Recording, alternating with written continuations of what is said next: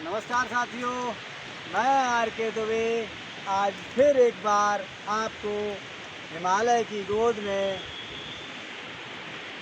संतों के साथ हमारे आशु महाराज, हमारे श्री पाणे बाबा नीमसार के बहुत ही चर्चित प्रसिद्ध और जो यहाँ पर तप कर रहे हैं बद्री विशाल में, हमारे नाथ जी यहाँ पर जो तप कर रहे हैं, और सियाराम दास बाबा जी।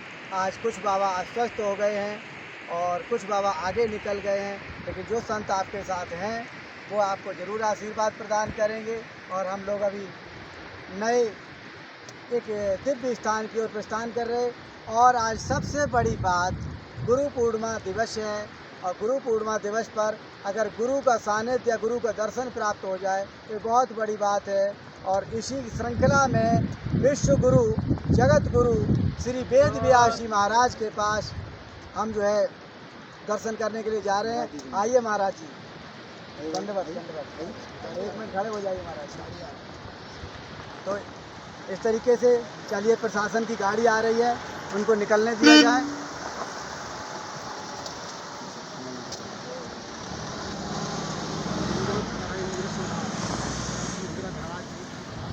यहाँ पर जो है हम जहाँ इस समय जहाँ पर खड़े हैं वो इंद्रधारा है, और हम कैमरामैन से कहेंगे कि इंद्रधारा दिखा दीजिए।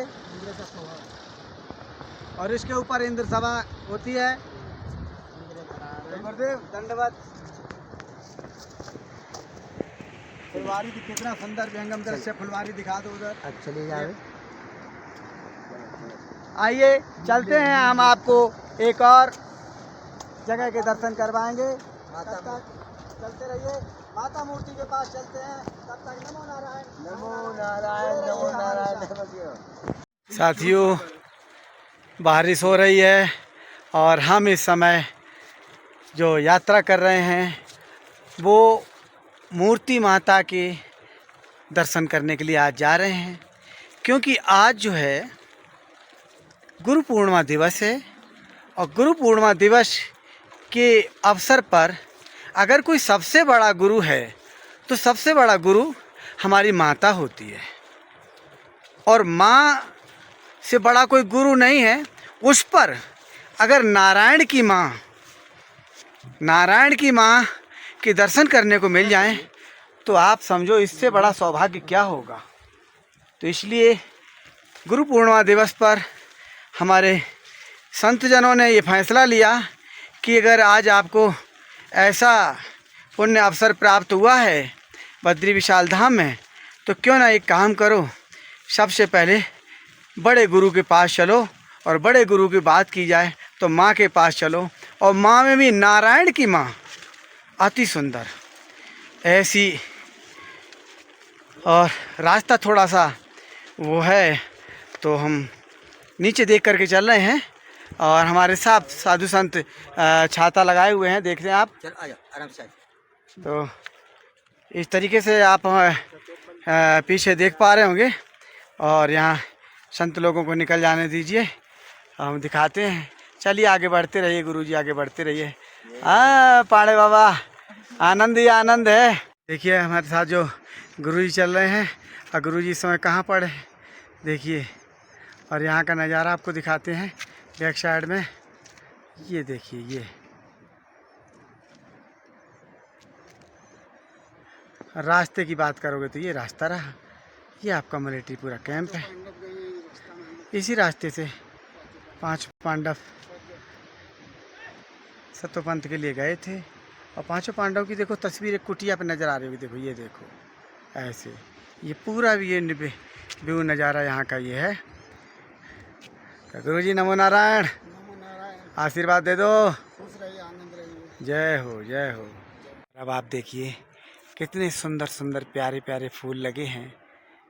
आप देखिए चारों तरफ से इतने सुंदर और प्यारे फूल आप देख रहे हैं, फूलों से घिरे हुए हैं। देखिए आप, प्यारे प्यारे फूल नज़र आ रहे हैं आपको। देखिए छाता मैंने हटा दिया, और ये हम आपको अपने पीछे दिखाते हैं। ये जो कैंप देख रहे हैं आप, ये कैंप मलेट्री का कैंप है। ये जो तिब्बत का बॉर्डर एरिया है, इसलिए यहाँ पर मिलिट्री लगी हुई है। हमारे मिलिट्री के भाई चौकसी बरते हुए हैं, जिससे हम लोग सुरक्षित यात्रा का आनंद ले पा रहे हैं। चलिए हमारे भाई, मैं दिखा दूं आपको हमारे भाई हमसे कितने आगे निकल गए। देखिए आप। अब नीचे के लिए चले जाइए और पुल पार करिए, सीधे निकल जाइए। हाँ बस, इच्छा हम बता दी।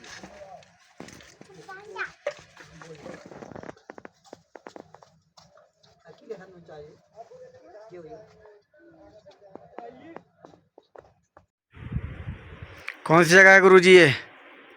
ये माता मूर्ति जी का दर्शन करने आए हैं। इसको लगा दीजिए। देखिए साथियों, ये भैरवनाथ हैं इसको लगा जो हम आपको दर्शन करवा रहे हैं। दर्शन कर लीजिए। ये भैरवनाथ हैं जो माता के साथ ही हमेशा रहते हैं। तो गुरुजी माता के साथ ही रहते हैं ये? अच्छा, भैरवनाथ है माता के पुत्र के रूप में। हाँ, जैसे बजरंगबली पुत्र है, विष्णु भगवान पुत्र है, भैरवनाथ। तो ये पुत्र के रूप में है। ठीक ठीक है गुरुजी, ठीक। पुत्र ही है, रूप नहीं। हाँ, पुत्र उनके पुत्र हैं।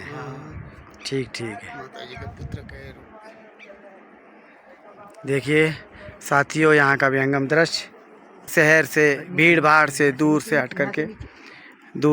करके देख रहे आप चारों तरफ। आप ये स्थिति है, यहाँ कहीं भी आपको कोई और कुछ नहीं दिख रहा होगा। माता मूर्ति का भी ले लीजिए बच्चा सब। यहाँ पर जहाँ हम आए, ये वेद व्यासी का सफ़र हम लोग कर रहे हैं। और यहाँ आप देखिए, रास्ते में आपको दिख रहा होगा ये इस तरीके का जो रास्ता है। एक तरफ नदी का बहाव और दूसरी तरफ ये इस तरीके का रास्ता। एक तरफ ये मकान बने हुए हैं और ये देखिए प्यारी प्यारी हमारी बहनें अपनी गाय के लिए चारा ले जाती हुई।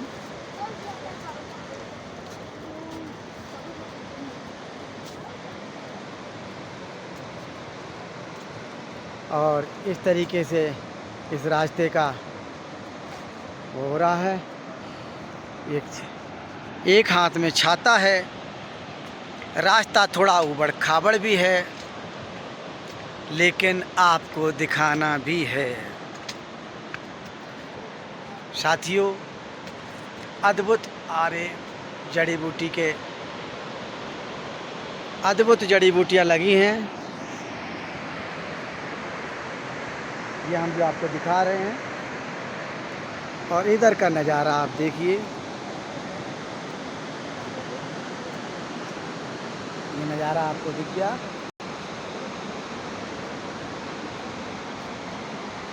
और ये तिब्बत की सीमा है। ये सीमा जो है, ये तिब्बत की सीमा है। आपको जोशीमठ आकर के आपको परमिशन बनवाना होगा, उसके बाद ही आप तिब्बत में प्रवेश कर पाएंगे। तिब्बत में प्रवेश तभी कर पाएंगे जब आप जोशीमठ आकर के परमिशन बनवाएंगे। और परमिशन तुरंत नहीं बनती, परमिशन आपको 1 महीने पहले लेनी होती है और उसके बाद तिब्बत जा सकते हैं। मतलब तिब्बत कहीं दूर नहीं है। आप ऐसे समझो कि तिब्बत के बॉर्डर पे ही से हम आपको ये दर्शन करवा रहे हैं। और पूरा रास्ता भी हम आपको दिखाते हुए चल रहे हैं, जिससे कि जब आप आएंगे तो इस वीडियो को संभाल के रखना, तो आपको ये काम आएगी। आपको ये एहसास रहेगा कि कहाँ पर जो है कैसी किधर रास्ता थी। ठीक है। और देखिए प्यारी प्यारी भेड़ है ना ये सर, प्यारी प्यारी भेड़ देखिए आप, ये चुंग रही हैं। अच्छा लग रहा है ना, कितना अच्छा सीन आ रहा है। और एक हमारे ये पाड़े बाबा पीछे पीछे चले आ रहे हैं। पाड़े बाबा, तुम कहाँ रह गए थे? अरे अब ऐसी उम्र में तुम जो है भाई आई से ना मिलो। भाई से मिलना था, उसके काम ये था, हम ये कि आसनी लेना चाहते थे, हाँ, उसके उसमें कहा अभी नहीं है। आपका वीडियो लाइव चल रहा है। तो अच्छी बात है। हाँ, नहीं लोग कहेंगे कि बाबा जी क्या ढूंढ रहे थे। हम तो ढूंढ रहे थे, हम तो बता रहे हैं आसनी के लिए गए थे। हाँ, तो आसनी मिली नहीं? नहीं है इसके पास। अच्छा, आप अपने लिए आसनी ले रहे थे? हाँ, अपने लिए और क्या किसके लिए। अच्छा, मैया के पास ले रहे थे। बहुत सुंदर, बहुत सुंदर। तो हमारे सियाराम बाबा जी रूठ गए हैं, कह रहे हमें ही टोकते हैं, बाकी कोई कुछ भी करे। देखा कहने वाली बात नहीं, हर जगह पे सीना डालने करे, इधर बना दो। अरे यार कुछ टाइम से कोई काम है भाई, तुमको हम तो साथियों, कैसा ये छाता पहले टांग लूँ। हाँ, छाता डिस्टर्ब करता है आपके बीच में, क्योंकि हम चाहते हैं कि आप ज़्यादा से ज़्यादा विजुअल देखें, जिससे आपको एहसास रहे कि कहाँ से आपको हम ये दिखा रहे हैं, कैसा दृश्य है, आपके मन में भी भाव जागे कि हमें भी भगवान इस लायक बनाए और हमें ऐसा अवसर प्राप्त करे कि हम जो है ऐसी जगह का लाभ ले सकें। क्योंकि आज गुरु पूर्णिमा दिवस है और गुरु पूर्णिमा दिवस पर हमने सबसे पहले आपको कहाँ दिखाया? भगवान नारायण की माँ से, क्योंकि भगवान नारायण की माँ जगतपति की और माँ से बड़ा कोई गुरु नहीं है। तो हम हमेशा उस तरीके से चलते हैं। तो हमने पहले आपको वहाँ का वर्णन करवाया और उसके बाद मैं आपको व्यास जी के दर्शन करवाऊँगा और उसके बाद पहले गणेश जी का करवाऊँगा। ये हमारे बाबा जी का फ़ोन आ गया, हमें लगता भक्त लोग फ़ोन भी आज बहुत कर रहे हैं, सब बाबा परेशान हैं। मैंने तो अपने सभी लोगों से कह दिया था कि सुबह सुबह बात कर लो, फिर हम जो है बात नहीं कर पाएंगे। लेकिन ये है कि हम आपको दर्शन करवा देंगे ऐसी जगह के जहाँ जगत गुरु बैठे हैं, विश्व गुरु। विश्व गुरु कौन है? भगवान वेद व्यास, उनसे बड़ा गुरु कोई नहीं है। और गुरु की वाणी को लिखा किसने? स्वयं भगवान गणेश ने। और देखिए नदी की कलकल धारा देखिए आप, अब वेग देखिए आप, वेग देखते जाइए। देख रहे हैं आप क्या वेग है नदी का, क्या बहाव है। अद्भुत नज़ारा, अद्भुत अद्भुत। हल्की हल्की रिमझिम भी हो रही है और ये साइड में बिल्कुल दीवार आ रही है। तो थोड़ा सा रास्ता भी ख़राब है, देखिए कीचड़ कपड़ है ना, रास्ता भी कोई ज़्यादा, ये पहाड़ों में रास्ता बनाने से कोई मतलब नहीं है। हर बार बारिश में रास्ता टूट जाता है, इसलिए रास्ता बनाने से बनाते तो हैं हर बार, ऐसा नहीं है। सरकार पूरा ध्यान देती है। तो अभी हमें कैसे पुल पे जाना है, देखिए ये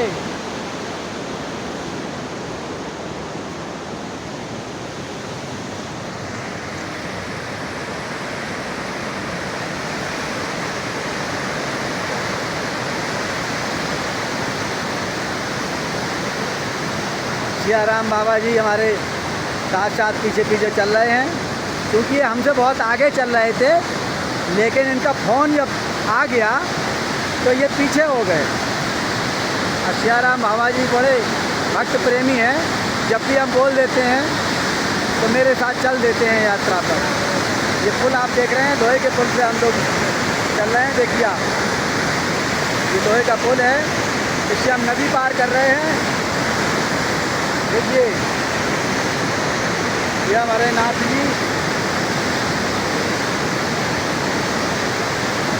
जी हमारा बहुत साथ देते हैं, पग पग पे हर जगह कहाँ क्या है क्या नहीं है, बेटा कैसे रहना चाहिए, कैसे चलना चाहिए।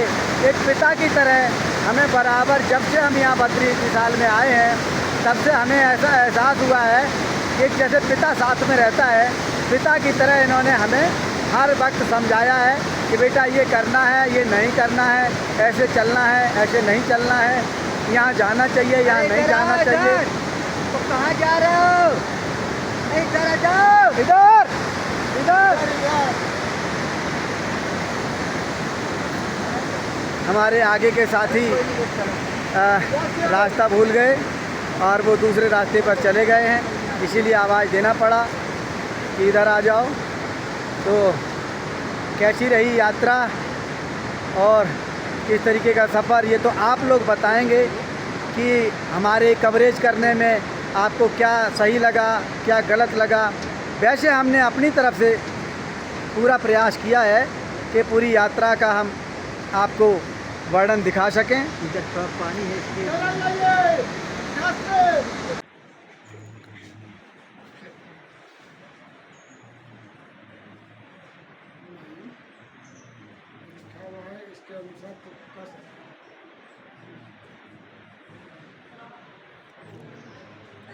गुरु जी ये कौन सा स्थान है, क्या थोड़ा कुछ बताइए इसके बारे में।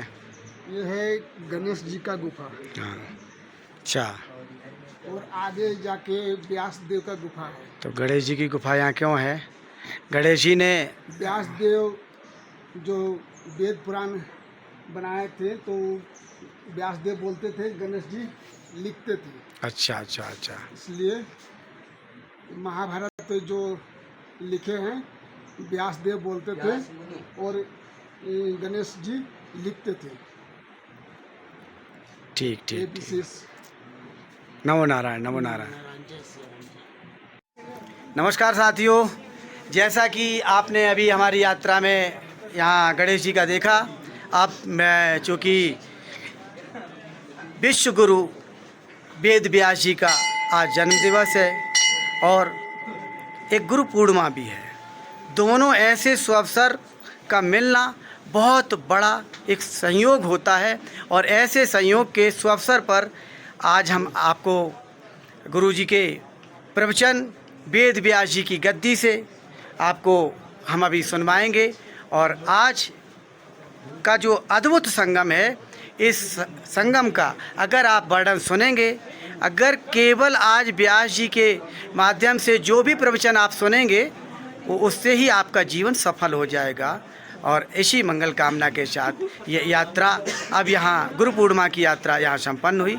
हम फिर मिलते हैं एक नई यात्रा के साथ, तब तक आप इसी तरीके से जुड़े रहिए। और आज भक्तगण भी बहुत दूर दूर से वो पहुँचे हैं और आज हमने कई लोगों को आपको इसमें यात्रा में दिखाया है और ऐसी ही यात्रा निरंतर चलती रहेगी। नमो नारायण, नमो नारायण, नमो नारायण। अब बोलिए गुरु जी। आज के दिन, आज माने आषाढ़ पूर्णमासी, आषाढ़ पूर्णिमा को ही वेद व्यास जी का जन्म हुआ था, इसीलिए इसको क्या कहते हैं, गुरु पूर्णिमा।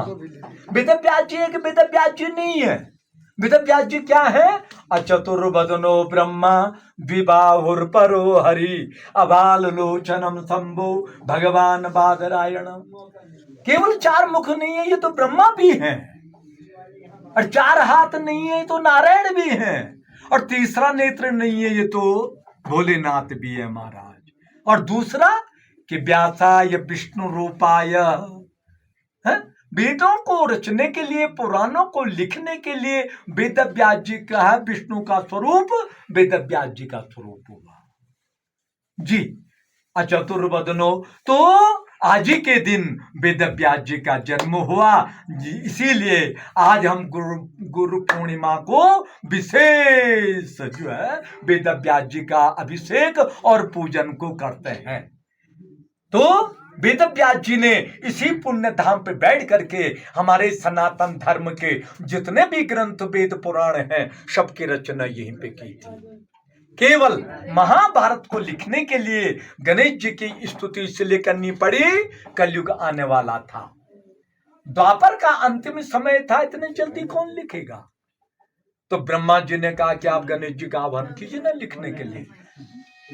तब वेद व्यास जी ने गणेश जी का आह्वान किया। गणेश जी आए। गणेश जी ने कहा कि मैं लिखते वक्त मेरी लेखनी रुकनी नहीं चाहिए, इस शर्त पे लिखना तो मैं लिखूंगा। तो वेद व्यास जी ने कहा कि मेरी भी शर्त रहेगी, मैं भी जिस श्लोक को कहूंगा आप भी सोच और समझ के लिखना। यहां से वेद व्यास जी महाभारत बोले, नीचे गणेश जी लिखे। और महाभारत के बाद जब आत्म संतुष्टि नहीं मिली तब श्रीमद् भागवत महापुराण की रचना की थी। बोलो श्रीमद् भागवत महापुराण की जय। वेद व्यास भगवान की जय। तो अकेला नहीं जा सकता हूँ। हरिओम हरिओम हरिओम। जब वेद व्यास जी की आज्ञा होगी, आज्ञा होगी इनकी जी, तब जाएंगे महाराज। इनकी आज्ञा होगी। हरिओम। आइए आइए मेरे भक्त लोगों, आइए आइए मेरे भक्त लोगों। हाँ महाराज जी।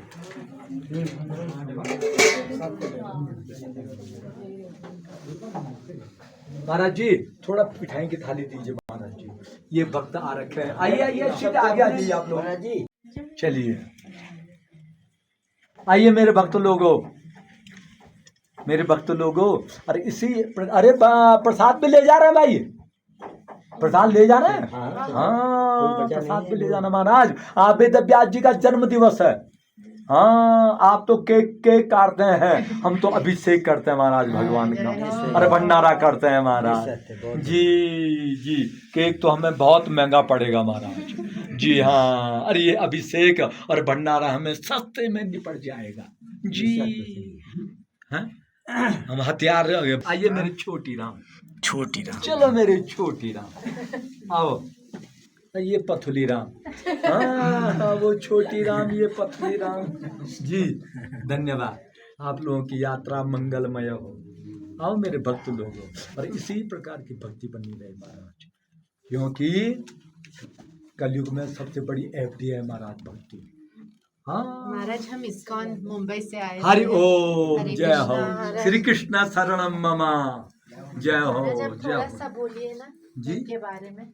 जी। तो महाराज जी माता जी बैठ जाइए। हाँ गुरुजी थोड़ा सा बोल दीजिए, अभी हम रिकॉर्डिंग चालू किए हुए हैं। थोड़ा सा बैठ जाइए और बोल दीजिए गुरुजी। थोड़ा सा बैठ जाइए आप लोग। सही मांग कर दी बहन ने, बहन ने सही मांग कर दी। थोड़ा हमें बैठ जाओ, जाइए बहन, सही से बैठ जाओ। लोगों। सही से बैठिए। तो सबसे पहले तो वेदः त्रिविधः, वेद एक ही था, आपने उसके और 3 भाग किए। वेद को कुल 4 भागों में बांटने के कारण आपका नाम क्या पड़ा? वेद व्यास। वेद। और आप जन्म होते ही विशाल के कारण आपका नाम पड़ा कृष्ण है? और वैसे के भी तो जन्म कहाँ हुआ? कानपुर में। ग्रंथों को कहाँ लिखा? माणा में। और ग्रंथों को कहाँ सुनाया?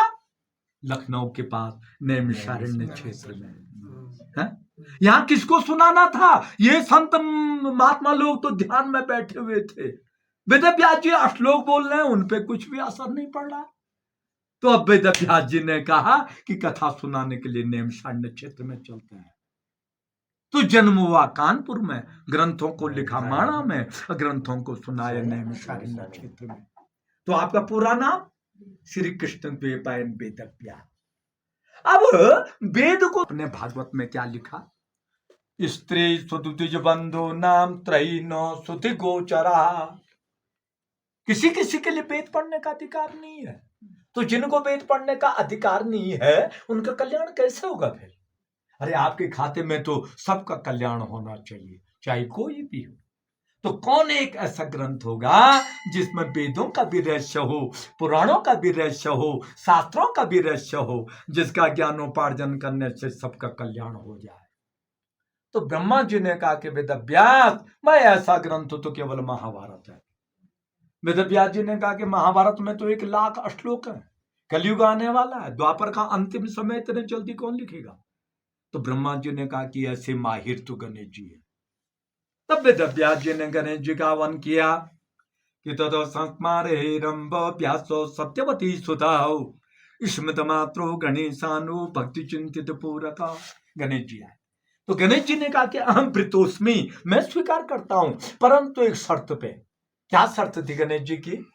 श्रुत्वेव तत्प्राह विघ्नेशो यदि मे लेखने क्षणम लिखते नावतिष्ठे तो तदा श्याम लेखको हम, कि मेरी भी शर्त रहेगी ना, मैं भी जिस व्यास जी महाभारत बोले और नीचे गणेश गुफा में गणेश जी लिखे, इनके लिए दूर नहीं होता महाराज। ये तो अचतुर्वदनो ब्रह्मा विवाहुर परो हरि, ये तो विष्णु के अवतारी वामन भगवान जी ने तो एक पांव से पृथ्वी नाप ली और दूसरे पांव से आकाश लोक नाप लिया, इनके लिए कहां दूर होता है? ये तो सिया राम मय सब जग जाने, करऊं प्रणाम जोरे जोग पानी। इनके लिए कहां सुनने वाले कितने बैठे हुए थे? 88,000। तो 88,000 इच्छों की कितनी लंबी लाइन होगी? अरे उसमें तो माइक भी नहीं था, कैसे सुना होगा? इनके लिए कहां दूर होता? परंतु माता लोगों, महाभारत के बाद आत्म संतुष्टि नहीं मिली, तब तक नारद जी का आगमन हुआ। वेद व्यास जी ने नारद जी को देखा, तम दृष्ट्वा परम प्रीति व्यासो सत्यवती सुधाहो कृत्वा अर्घमासनम दत्वा प्रपक्षम कुशलम मुनि। तम दृष्ट्वा, वेद व्यास जी ने जब नारद जी को देखा, सबसे पहले आसन दिया, अर्घ्य से उनके पादों का प्रक्षालन किया, गंध अक्षत से उनकी पंचोपचार पूजा की, प्रपक्षम कुशलम मुनि, और अंत में उनकी कुशलता को पूछा। ये हमारा सनातन धर्म है, ये हमारा हिंदू धर्म संस्कार है। कोई घर पे अतिथि आ जाए, पहली ऐसी सेवा होती थी, आज कोई घर पे अतिथि आ जाए कैसी उल्टी उल्टी व्यवस्था होती है, सोच लीजिए। जैसा पानी वैसा वाणी, और जैसा अन्न वैसा मन, सब कुछ दोबारा मिल जाएगा सज्जनों, पर ये मानव जीवन दोबारा नहीं मिलेगा। न जाने कितने अहोभाग्यों से भगवान ने ये मानव जीवन दिया है? और इस तन पावा सुर, इस आत्मा को परमात्मा में लीन करना ही मानव जीवन का लक्ष्य है। वेद व्यास जी ने कहा कि नारद, मैंने तो सारे ग्रंथों का लेखन किया, तब भी यो चित्त जो शांति नहीं हो रहा है। नारद जी ने कहा, आपने तो ब्रह्म सूत्र की रचना कर ली, इतिहास पुराण की रचना कर ली, वेदों का विभाजन कर लिया, धर्म का निरूपण कर लिया, 17 पुराणों की रचना कर ली, महाभारत जैसे महान ग्रंथ की रचना कर ली, पर जब तक आपने पीवत भांग बतम रसमालयम, जब तक आपने भक्तों को भागवत रूपी रस का पान नहीं दिया, जब तक आपने श्री कृष्ण के गुणानुवादों का वर्णन नहीं किया, जब तक आपने सदगति मुक्ति का मार्ग नहीं बताया वेद व्यास, तब तक आपका यो चित्त जो शांत नहीं होगा। अंत में वेद व्यास जी ने नर नारायण भगवान को प्रणाम किया, मां सरस्वती की वंदना की, और इस धूलि के ऊपर बैठ करके 18वां पुराण श्रीमद् भागवत महापुराण की रचना की थी। वेद व्यास का प्राचीन स्वरूप, वेद व्यास जी का नया स्वरूप। अरे चेन्नई के अर्जुन दास आहूजा जी ने 1996 में इस गुफा का जीर्णोद्धार, इस विशाल मूर्ति की स्थापना की। कहां रह गया मद्रास, कहां रह गया माणा, कितना खर्चा लगा होगा उस भक्त का, है? और धन्य हो ऐसे महापुरुषों के लिए, धन्य हो। भगवान विष्णु शुक मुनि जो 12 साल तक मां के गर्भ में रहे, 12 साल तक, कहा कि जब तक मुझे गर्भ में श्री कृष्ण के दर्शन नहीं होंगे तब तक मैं जन्म नहीं लूंगा। अरे जन्म लूंगा तो माया मुझे घेर लेगी, मैं माया के चक्कर में नहीं पड़ना चाहता है? और कैसे है वो आनंद कंद वृंदावन बिहारी, जो भक्त की मनोकामनाओं को परिपूर्ण करने के लिए माँ के गर्भ में भी दर्शन दे देते हैं। 12वें साल में श्री कृष्ण के दर्शन हुए, जन्म लिया, और बिना नामकरण संस्कार किए हुए घर बार को छोड़ करके जंगल की ओर चल पड़े। पुत्रेति तन्मयतया तरवो विनेदु तम सर्वभूतेर्दियं मुनिमानतोस्मि। वल्लभाचार्य जी ये 500 वर्ष पहले यहाँ पे आए। अब गौर से विचार कीजिए सज्जनों, 500 वर्ष पहले कोई यातायात, कोई साधन नहीं थे, कैसे आए होंगे? अरे वो भी छत्तीसगढ़ चंपारण्य से, अरे वो भी 11 वर्ष की अवस्था थे, हा? अरे 500 वर्ष पहले यहाँ की भौगोलिक स्थिति क्या रही होगी? और जब वल्लभाचार्य जी जब यहाँ पे आए, साक्षात वेद व्यास के दर्शन हुए, क्योंकि अश्वत्थामा बलव्यासो हनुमान च विभीषण कृपा परुच्च रामच्च सबते चिरंजीवी न। ये तो चिरंजीवी है, ये तो आज भी अजर अमर है। हमारे इतने सुकर्म सत्कर्म तो है नहीं, हमारे इतने पुण्य तो है नहीं हम इनके प्रत्यक्ष दर्शन कर सकें। बोलो श्री वेदव्यास भगवान की जय। हरि बहुत सुंदर वर्णन किया प्रभु, बहुत सुंदर। हरिओम मेरे मैया, हरिओम जाकी रही भावना जैसी। आपने प्रेम से पूछा, उन्होंने प्रेम से उत्तर दिया। आप गुस्से से पूछते, वो भी गुस्से से उत्तर देते। मेरी मैया, मेरी मैया, हरिओम मेरी मैया, हरिओम। जय हो, जय हो। भक्तिमान भवतु, दीर्घायुर्भवतु, ज्ञानवान भवतु। और अब हम और नदी के बिल्कुल नज़दीक आ गए हैं। नमो नारायण, नमो नारायण, नारायण नारायण जय। नारायण। देखिए आप दृश्य देखिए, ऐसी जगह आप यात्रा करेंगे तो एक अजीब सी शांति, अजीब सा सुकून। आपको लगेगा कि हम तो कहाँ बाज़ार की भीड़ भाड़ में दो के चार करने के चक्कर में लगे रहे। जीवन का आनंद हमने लिया ही है। जीवन का आनंद यात्रा में है, भ्रमण करने पे है। जब आप भ्रमण करेंगे तो आपको नई नई जानकारी मिलेगी, सुकून मिलेगा, शांति मिलेगी। और जो लोग इस इंतज़ार में हैं कि जब कुछ आ जाएगा, जब कुछ हो जाएगा, तो मुझे लगता है इसी इंतज़ार में आप अपना पूरा समय गंवा देंगे। और एक समय आता है जब एक उम्र के उस पड़ाव पे आ जाते हैं कि हमारा शरीर जवाब देने लगता है, तब हम दर्शन करने की सोचते हैं। दर्शन तो हम कर पाते हैं, लेकिन किसी के कंधे पे बैठ के जाना और दर्शन करना, मुझे लगता है वो कोई दर्शन नहीं है। वो तो फिर एक फॉर्मेलिटी है, वो फॉर्मेलिटी आप कर लो। रियल दर्शन ये नहीं है। रियल दर्शन तो ये है कि आप अपनी जवानी में अपना दर्शन कर लें। अगर आपने अपनी जवानी में दर्शन कर लिया तो आप समझो सब कुछ पा लिया। तो आप जब आप बुजुर्ग हो जाएंगे तो आपको ये तमन्ना नहीं रहेगी कि हम प्रभु का भजन कर लेते, हम यहाँ घूम लेते, हम वहाँ घूम लेते। इसलिए साथियों, आप सबसे कहना चाहता हूँ, हमेशा याद रखो, जब आपका शरीर साथ दे रहा हो तभी तीर्थ यात्रा कर लेनी चाहिए। जब शरीर साथ नहीं देगा तुम्हारी तीर्थ यात्रा का भी कोई मतलब नहीं निकलेगा। क्योंकि आप जब सीढ़ी चढ़ोगे तो आप बोलोगे हे राम, हे राम। जब इस तरीके से करोगे तो क्या मतलब निकलेगा? कोई मतलब नहीं निकलेगा। अब बारिश तेज़ हो रही है, मुझे भी अपना छाता खोलना पड़ेगा, लेकिन हम अपना छाता जब खोलेंगे तो आपको व्यू नहीं दिखा पाएंगे। दोनों की व्यवस्था है। चलिए आगे हम फिर थोड़ा सा फिर वर्णन करेंगे।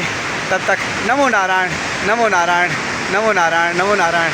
गुरुदेव जय श्री राम। हाँ, गंगा मैया की जय हो। जय गंगा मैया की जय, माता की जय गंगा देवी माता की जय। भगवान की। देख रहे हो, भर भर के आशीर्वाद मिल रहा है तुम लोगों को। अब तुम लोग पूरा वीडियो देख करके कमेंट भी नहीं करोगे तो क्या करोगे? जय हो उत्तराखंड के ऋषि मुनि सिद्धों की जय हो। मन की बात की कम्युनिटी की जय हो, जय हो, जय हो, भक्तों की जय हो। सबकी कल्याण हो, मंगलमय यात्रा हो, आनंद में हो। जय हो। जय हो। देखिए हमारे साथी रास्ता भूलने की वजह से कितनी दूर से आ रहे हैं, क्योंकि मैं आपको एक बार दिखा दूं, ITBP का कैंप है ये, ठीक है, जो हमने बताया। और हमारे साथी जरा सा एक आगे पीछे होने की वजह से, जो हम उस समय आवाज़ दे रहे थे, आवाज़ देने की वजह से, ये देखो 3 छाता आपको दिख रहे हैं। मैं भी छाता पकड़ रखा हूँ, लेकिन फिर भी मैं जूम करके दिखाता हूँ, आप समझ जाएंगे। देखिए, तो ये जो